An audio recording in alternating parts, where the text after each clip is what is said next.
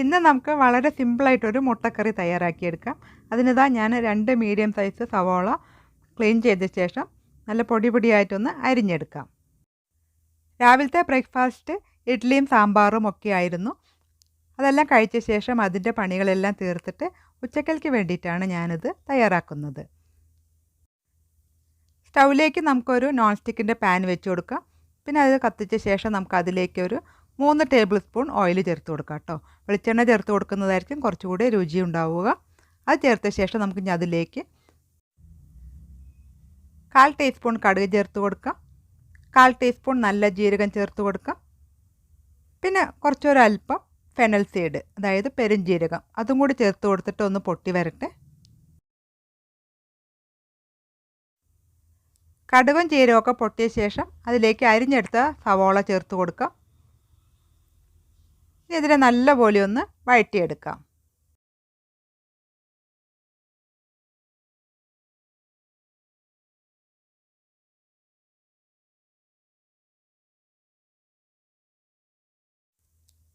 സവാളയൊക്കെ നന്നായിട്ട് വഴന്ന് വരുമ്പോൾ നമുക്കതിലേക്ക് 1 ടേബിൾ സ്പൂൺ ഇഞ്ചി വെളുത്തുള്ളിയും പിന്നെ ഒരു 2 പച്ചമുളകും കൂടി ചതച്ചെടുത്ത് ഇതിലേക്ക് അങ്ങ് ചേർത്ത് കൊടുക്കാം. ഇനി അതിൻ്റെ പച്ച സ്മെല്ലൊക്കെ പോകുന്ന വരെ ഒന്ന് വഴറ്റി കൊടുക്കാം. 2 മീഡിയം സൈസ് തക്കാളി മിക്സിയുടെ ചെറിയ ജാറിലിട്ടിട്ടൊന്ന് അടിച്ചെടുക്കാം. 1/2 ടീസ്പൂൺ മഞ്ഞൾപ്പൊടി ചേർത്ത് കൊടുക്കാം. 1 ടീസ്പൂൺ നല്ല മുളക് പൊടി ചേർത്ത് കൊടുക്കാം. 1 ടീസ്പൂൺ കാശ്മീരി മുളക് പൊടി ചേർത്ത് കൊടുക്കാം. പിന്നെ 2 ടീസ്പൂൺ മല്ലിപ്പൊടി ചേർത്ത് കൊടുക്കാം.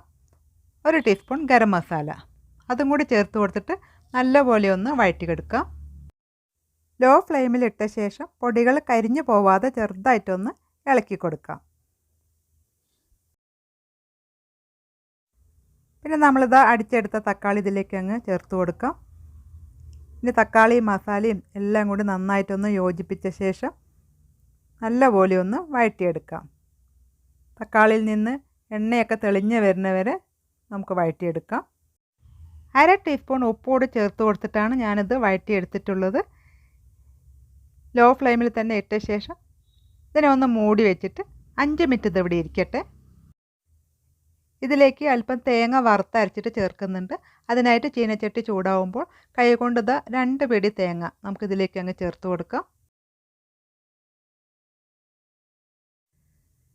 പിന്നെ ചെറിയൊരു കഷ്ണം പട്ട ചേർത്ത് കൊടുത്തിട്ടുണ്ട്.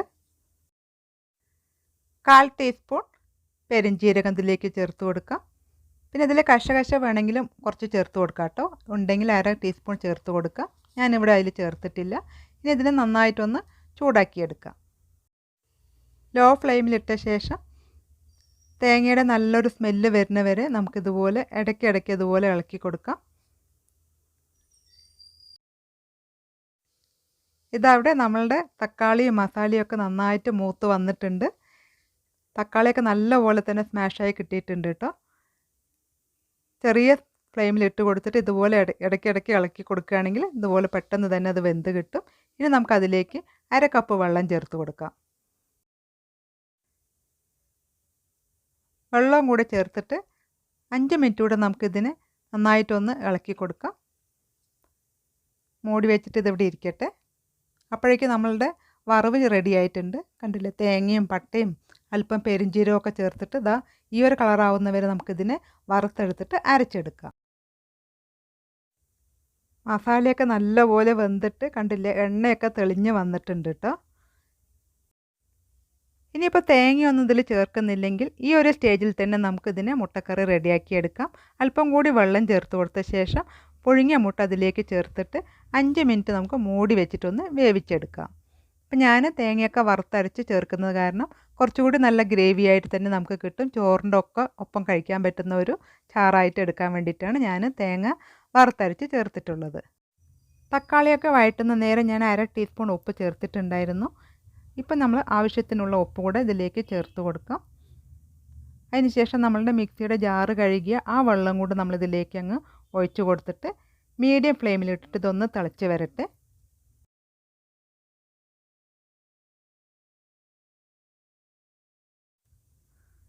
ഗ്രേവിയൊക്കെ ചെറുതായിട്ട് തിളച്ച് വരുന്നുണ്ട്. ഇനി നമുക്കതിലേക്ക് പുഴുങ്ങിയെടുത്ത മുട്ടകൾ ചേർത്ത് കൊടുക്കാം.